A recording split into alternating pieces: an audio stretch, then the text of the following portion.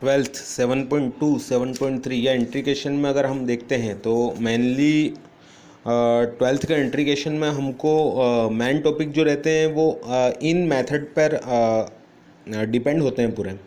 जैसे method of इंट्रीकेशन क्या होती है, पहली होती है मेथड बाय सब्स्टिट्यूशन, दूसरी होती है इंट्रीकेशन यूजिंग पार्शियल फ्रैक्शन और थर्ड होता है इंट्रीकेशन बाय पार्ट। तो इंटीग्रेशन बाय पार्ट में तो ये होता है कि पार्टीशन करके कुछ फार्मूले के बेस पर अपन इंटीग्रेशन करते हैं, पार्शियल फ्रैक्शन में फ्रैक्शन करते हैं और सब्स्टिट्यूशन में सब्स्टिट्यूट करके करते हैं। इतना क्लियर अभी नहीं होगा, हम पहले इंटीग्रेशन बाय सब्स्टिट्यूशन समझते हैं। इंटीग्रेशन बाय सब्स्टिट्यूशन पहली मेथड लेते हैं, शायद इन तीनों से अपने को ये पूरा टॉपिक इंटीग्रेशन का समझ में आ जाएगा। तो integration by substitution, integration by substitution में आपको सिंपल टी मानना है और ट्रिग्नोमेट्री के जो फार्मूले होते हैं उसका यूज़ करना है। बस टी मानकर ट्रिग्नोमेट्री के फार्मूले का यूज़ करना है। मैंने मेरे पिछले वीडियो में सारा क्लियर कर रखा है, टी कैसे लेट करना है, टी कैसे मानना है। अब मान लो आपको दे रखा है कि साइन एम एक्स, अब साइन एम एक्स दे रखा है आपको, तो आप इस एम एक्स को, ये जो एम एक्स दिख रहा है आपको, ये एम एक्स को आप टी मान लो। फिर आप D T by D x जैसे ही करोगे, क्या करोगे, D T by D x. वैसे एम तो कांस्टेंट हो गया और डी बाई डी एक्स किसका होगा, डी बाई डी एक्स होगा एक्स का। अब D T by D x था तो डी एक्स, तो ये जो डी एक्स है ये उधर चले जाएगा, डी एक्स किधर चले जाएगा, उस साइड चले जाएगा, और एम किधर आ जाएगा, नीचे आ जाएगा, एम कहाँ आ जाएगा, नीचे आ जाएगा, और डी एक्स उस साइड, मतलब फेर बदल हो जाएगा इनका। तो ये डी टी बाई ये एम हो जाएगा is equal to D X, D by D X, X का जो है ना वो होता है 1, और ये डी एक्स ये वाला यहाँ आ गया। अब देखो ये 1/m लिख सकते हैं, इसको डी टी भी लिख सकते हैं, और 1 का इंटू डी एक्स में होगा तो डी एक्स आ जाएगा।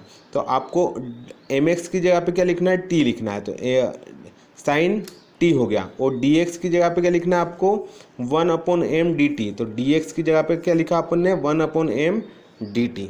ठीक है, अब देखो 1/m तो अपन बाहर निकाल लेंगे, तो क्या बचेगा यहाँ पे, sine T D T, sine T D T. जब तक आप पिछला वीडियो नहीं देखोगे, जब तक क्लियर नहीं होगा, अगर आप पिछले वीडियो देख रखे इंटीग्रेशन के या डिफ्रेंशिएशन के, तो ये आपको ये समझ में आएगा। ठीक है, 10th नहीं है, 12th है।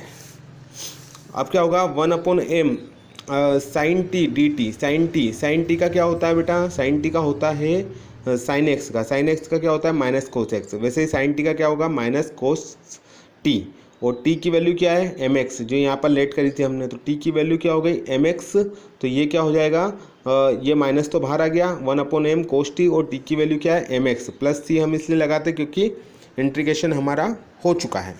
ये कंसेप्ट आपका ठीक है।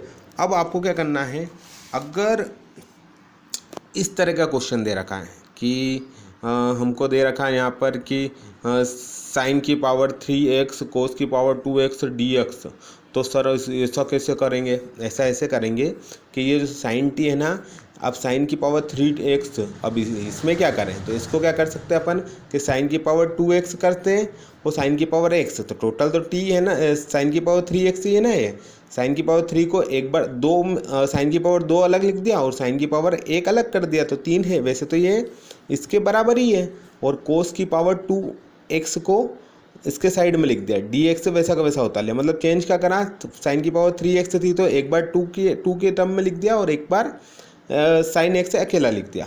ठीक है, साइन स्क्वायर एक्स की आइडेंटिटी लग जाएगी, आइडेंटिटी क्या होती है, 1 माइनस कोस स्क्वायर एक्स, और फिर कोस को पहले लिख दिया और साइन को बाद में लिख दिया dx, है ना। ये आइडेंटिटी मैंने साइड में लिखी, sine square X is equal to 1 minus cos square X. ठीक है, अब उसके बाद क्या हो जाएगा, 1 माइनस, हाँ, कोस को t is equal to cos X ले लेना। वहाँ पर आपको समझना पड़ेगा, 2-4 क्वेश्चन कर लोगे तो आपको समझ में आ जाएगा कोस को t करना और इसको t नहीं करना है। तो t is equal to cos X कर लो, तो D T upon D X क्या हो जाएगा, माइनस साइन एक्स। यहाँ पर डिफ्रेंशिएशन लगता है, पता है आपको t मानने के बाद। फिर डी टी और डी एक्स को उधर भेज दिया, फिर क्या करा, माइनस को इधर ले आए, तो यहाँ क्या बच गया, simple sine x D x. ठीक है, साइन एक्स डी एक्स, तो minus D T sine x D x. तो अपने को क्या करना है कि 1 कोस को क्या माना आपने, t, कोस को क्या माना आपने, टी, ये अपन समझते हैं इसको वापस से।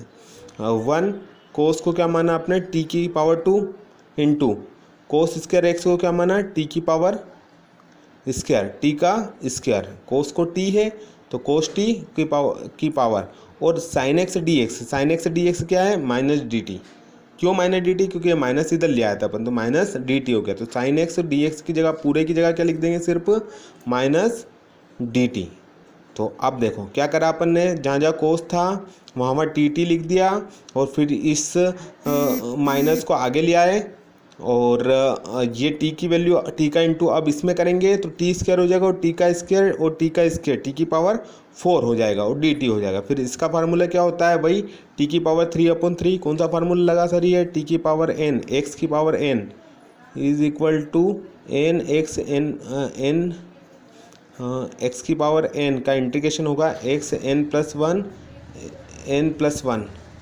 तो ये क्या हो जाएगा, एन प्लस वन करके अपन सोल्व करते हैं, ठीक है। और बता देता हूँ, टी की पावर 2+1 और फिर 2+1, तो ऐसे करके ये आया, और टी की पावर 4+1 ऐसे करके ये आया है। फिर इसको माइनस का इंटू इधर करा तो माइनस, फिर माइनस माइनस, ये प्लस का इधर लिख दिया प्लस सी। फिर यहाँ पे कोस की वैल्यू क्या होती है, टी की वैल्यू क्या होती है, कोस एक्स, तो टी जा था वहाँ पे क्या लिख दिया, कोस एक्स लिख दिया। ये अपना दूसरा क्वेश्चन भी हो गया। अब थर्ड वाले क्वेश्चन पर अगर जाते हैं तो टिग्नोमेट्री फार्मूले, मैंने आपको बोला भी था कि टिग्नोमेट्री फार्मूले पहले रिवीजन करो, उसके बाद अपन इसको सॉल्व करना सीखेंगे, ठीक है। सबको ऐसा लग रहा था कि और ऐसा टिग्नोमेट्री फार्मूला टाइम पास करवा रहे हैं। टिग्नोमेट्री फार्मूला आपके 11th के बहुत काम के थे, इसलिए 11th में पहले टिग्नोमेट्री करवा देता मैं, बहुत समय लिया टिग्नोमेट्री में इस कारण, ठीक है। टिग्नोमेट्री का यूजिंग टिग्नोमेट्रिक फार्मूलेस है ना, इंटीग्रेशन करना आपको। तो कोस स्क्वायर एक्स डी एक्स है, तो कोस स्क्वायर एक्स डी एक्स है, तो कोस 2x इज इक्वल टू क्या होता है, cos 2x is equal to 2 cos square X minus 1 होता है। माइनस को इधर ले आया तो प्लस का 1 हो गया, 2 कोस स्क्वायर एक्स हो गया। फिर इस बेचारे 2 को काट भेज दिया, डिवाइड में भेज दिया, तो क्या बच गया, कोस स्क्वायर एक्स। तो ये कोस, वापस से बता रहा हूँ, कोस 2x को क्या लिख सकते हैं, 2 कोस स्क्वायर एक्स माइनस 1 को बेचारे को इधर ले आया तो क्या हो जाएगा, कोस 2x plus 1, 2 cos square x. फिर क्या हो जाएगा यहाँ पर, 2 को डिवाइड में डाल दिया अपन ने, तो कोस स्क्वायर एक्स हो गया। तो ये पूरे कोस स्क्वायर एक्स की जगह पे क्या लिख सकते हैं अपन, ये वाला फार्मूला। तो ये हो गया कोस 2x प्लस 1 अपॉन 2, ये तो इसके बराबर इक्वल होता है dx। फिर क्या होंगे, 1 अपॉन, ये 2 है ना, उसको बाहर कर दिया, 1 तो लेना ही पड़ेगा, 1/2 हो जाएगा, कोस 2x प्लस 1।